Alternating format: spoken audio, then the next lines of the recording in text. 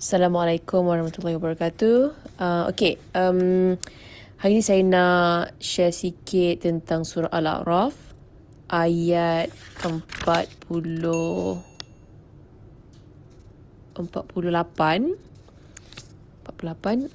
Saya akan minta bantuan Ustaz Haris untuk bagi baca dan juga bagi terangan sikit, and I will continue with baca dan bagi baca ayat dan juga maksud, and I will continue reading the keterangan and we will discuss.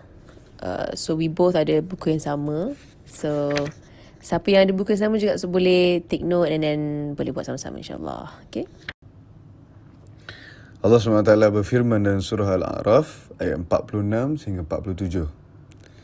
Wa bainahuma hijabun wa 'alal a'rafi rijalun ya'rifuna kullam bisimahum wa nada ashabul jannah an salamun 'alaikum lam yadkhuluha wa hum yatma'un wa iza surifat أبصارهم تلقاء أصحاب النار قالوا ربنا لا تجعلنا مع القوم الظالمين. Allah SWT berfirman yang bermaksud daripada ayat tadi tu, dan di antara keduanya, syurga dan neraka, ada tembok, iaitu Al-A'raf, yang menjadi pendinding, dan di atas tembok Al-A'raf ada sebilangan orang-orang lelaki yang mengenali tiap-tiap seorang dari ahli syurga dan neraka. Maksudnya atas tembok tu, atas jambatan tu ada ahli syurga dan ahli neraka yang dia kenal mengenali dengan tanda masing-masing. Mereka pun menyeru ahli syurga dengan memberi salam, katanya Assalamualaikum. Sebab tu kita ni sunnah kita, ataupun ada setengah-setengah keadaan wajib kita memberi salam, dan sunnah kita memberi salam, Assalamualaikum, salam sejahtera kepada kamu. Sedangkan mereka sendiri belum lagi masuk syurga, padahal mereka ingin sangat memasukinya. Yang orang-orang lelaki yang duduk atas tembok ni, ada di antara mereka ni yang betul-betul nak masuk syurga. Semualah boleh nak masuk syurga, walaupun ada yang dia dah dicop ataupun dah ditanda sebagai ahli neraka, tapi kesemuanya nak masuk syurga. Dan kita sambung lagi, dan apabila dialihkan pandangan mereka ke arah ahli neraka, mereka berdoa dengan berkata, wahai Tuhan kami, janganlah engkau jadikan kami orang-orang yang zalim. Rabbana la taj'alna ma'al qaumiz zalimin. Janganlah engkau jadikan kami ni orang yang zalim. Jadi maksud daripada ayat ni sedikit yang kita boleh faham. Yang pertamanya, bila orang ni dapat tengok dah syurga ni esok-esok, maka semua nak masuk dalam syurga. Dan bila semua orang tengok, dah dapat tengok neraka ni, semua minta doa, ya Allah, janganlah jadikan aku ni orang zalim. Kenapa? Kerana kita di dunia ni kadang-kadang menzalimi diri kita sendiri. Kita buat dan kita ikut satu perkara yang tidak perlu, dan kita bertaklid ataupun mengikuti benda-benda yang tidak ada kebaikan pada diri kita, tapi kita ikut juga kadang-kadang. Jadi oleh sebab demikian, fikirlah akhirat lebih daripada dunia, kerana nanti bila dah nampak dengan ainul yakin, Allah SWT akan bagi nampak dengan keyakinan mata, pada hari itu kita tidak boleh lagi buat apa-apa kerana amalan tidak lagi diterima. Setelah menyebut perbicaraan yang terjadi antara ahli syurga dan neraka, kita bagi Lofa sambung lah. Okay, sambung sikit. Setelah menyebut perbicaraan yang terjadi antara ahli syurga dengan ahli neraka, maka dijelaskan bahawa di antara kedua dinding yang menghalangi masing-masing pergi ke tempat yang lain. Al-A'raf jamak dari uruf yang bermaksud dataran tinggi, bukit di antara syurga dan neraka, tempat orang-orang yang sama timbangan hasanat dengan sayyiatnya. Jabir bin Abdullah radhiyallahu anhu berkata, Rasulullah SAW ditanya tentang orang yang seimbang timbangan hasanat dan sayyiatnya. Jawabnya, merekalah yang berada di A'raf, tidak masuk syurga padahal mereka menginginkannya. Hadis riwayat Ibnu Mardawai. Betul ke Ustaz macam tu? Mereka yang bersamaan timbangan dosa dan hasanatnya, kerana dosanya tidak dapat masuk syurga dan kerana hasanatnya juga tidak dapat masuk ke neraka. Oh, jadi maksudnya balance lah dia punya dosa pahala ni. Dan maka berhentilah mereka di atas dinding dataran tinggi yang dikatakan Al-A'raf tadi dia, sehingga Allah memutuskan terhadap mereka. Jadi Ibnu Mas'ud radhiyallahu anhu berkata, orang yang dihisap di hari kiamat maka siapa yang hasanatnya lebih berat, lebih banyak daripada sayyiatnya, pasti masuk syurga. Dan siapa yang sayyiatnya lebih berat, lebih banyak dari hasanatnya, pasti masuk neraka. Okay, mungkin Haris boleh terangkan sikit. Jadi kalau kita tengok yang perenggan kedua tu, ketiga, 1, 2, 3, Jabir Abdullah berkata Rasulullah SAW ditanya, orang yang seimbang timbangan hasanat dan sayyiatnya. Jawabnya, mereka lah yang berada di Araf, tidak masuk syurga, padahal mereka menginginkannya. Orang yang amalan sayyiat dengan hasanat, maksudnya kebaikan dan keburukannya sama banyak, mereka lah yang ditempatkan di Al-A'raf, di jambatan tu ataupun di tembok tu. Sama banyak, tapi walau bagaimanapun semua di antara mereka, macam dalam ayat Quran dia kata, nak masuk syurga sebab dia dah dapat lihat syurga dan dia dah juga dapat lihat neraka. Maka sudah semestinya keinginan mereka semua ke dalam syurga.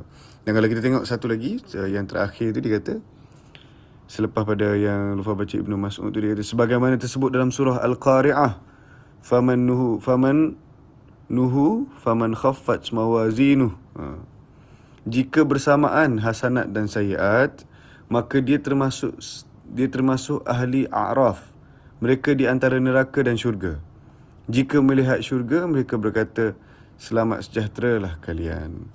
Manakala jika melihat ahli neraka, lalu berdoa, ya Tuhan, jangan kau jadikan kami bersama orang-orang yang zalim. Adapun orang-orang yang hasanatnya lebih banyak, maka diberi nur di depan dan di kanan mereka kerana tiap-tiap hamba dan rombongan ada nurnya sendiri.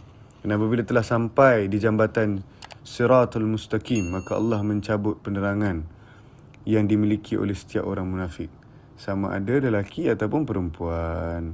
Jadi orang-orang yang munafik ni tidak akan maksudnya orang-orang yang munafik ni Allah SWT akan masukkan dia ke dalam neraka. Kerana telah dia tipu ataupun telah dia tidak benar dengan apa yang dia buat, tidak jujur dengan apa yang dia buat. Apabila ahli syurga melihat keadaan orang munafik itu, mereka berdoa, Rabbana atmim lana nurana, ya Tuhan kami, teruskanlah nur cahaya kepada kami. Pada orang munafik Allah sekat, habis dah. Itulah sikit sebanyak maksud tentang Al-A'raf dan penerangan beberapa perenggan tu lah. Wallahu a'lam.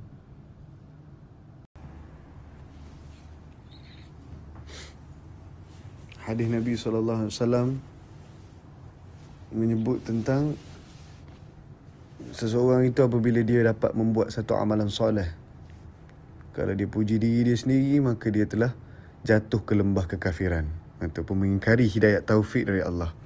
Kekafiran kat sini bukanlah bermaksud, ada setengah-setengah ulama mengatakan kafir yang mana kafir betul lah. Dia jadi orang kafir, maksudnya dia terkeluar daripada Islam, bukan benda yang main-main.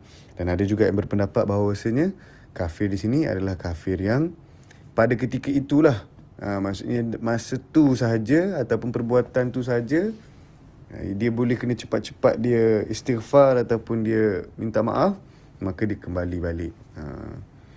Tapi nak bagi tahunya, kalau orang tu dia puji diri sendiri, dia kata, ni aku buat baik ni, ini adalah daripada diri aku. Walaupun lah pada zahirnya memanglah diri dia, tapi Allah yang menggerakkan hati dia untuk buat sedemikian. Begitu jugalah dengan apa-apa sekalipun amalan kita kan. Pakai tudung ke, pakai nikab ke, apa sahaja pun, walaupun ianya adalah perintah tu mungkin sunat, mungkin wajib, mungkin apa, tapi yang memberi kebaikan dalam diri itu adalah Allah Subhanahu Wa Taala, bukan daripada diri kita. Dan dia kata ni, siapa yang percaya bahawasanya ada orang boleh ambil tindakan kepada kita, ataupun Allah bagi kepada dia kuasa untuk ambil tindakan kepada kita, maka dia juga jatuh kepada lembah kekafiran. Jadi kita kena faham dan ingat, betul-betul menerima akan sesuatu perkara yang terjadi adalah daripada Allah semuanya. Dan kita kena ucapkan Alhamdulillah, syukur pada Allah atas hidayat, atas taufik, atas ketetapan dia. Kerana dengan izin dia sahaja akan berlakunya segala perkara. Sebab kalau kita tengok banyak benda-benda yang berlaku pada Nabi-Nabi dulu yang tidak logik pun boleh berlaku. Contohnya macam Nabi Musa AS, masa diketuk pada laut tu, terbelah laut tu, maka terjadinya keadaan di mana kalau nak difikirkan oleh akal tidak logik, tapi Allah SWT boleh buat setiap sesuatu dan Allah boleh buat dengan cara yang dia kehendaki. Wallahu alam. Assalamualaikum, good morning. Okay, quick one. I just want to take this opportunity to say thank you very much for all the positive messages, doa-doa yang baik. It's so overwhelming. Saya tak sempat nak reply banyak messages WhatsApp, DM daripada ramai orang. WhatsApp lah, dan juga call daripada my friends, my family. Ramai, banyak sangat-sangat.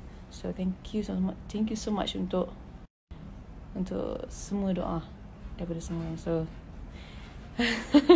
I'm so nervous to say this, but just pray for me, and then I really hope saya boleh Terlalu banyak hikmatnya dia ni kan, sampai dia kata Kita sambung balik tazkirah kat sini.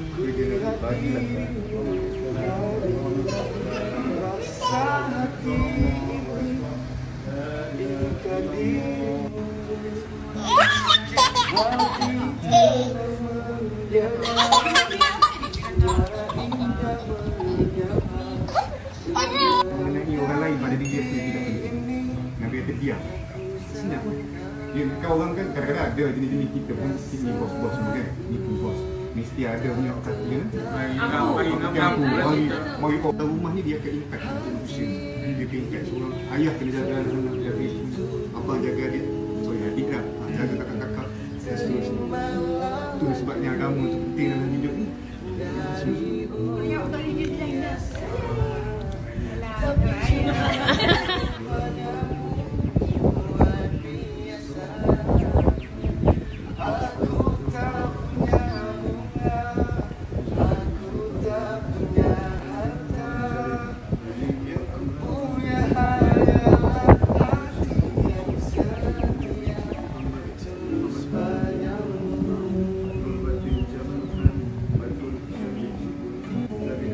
Terimalah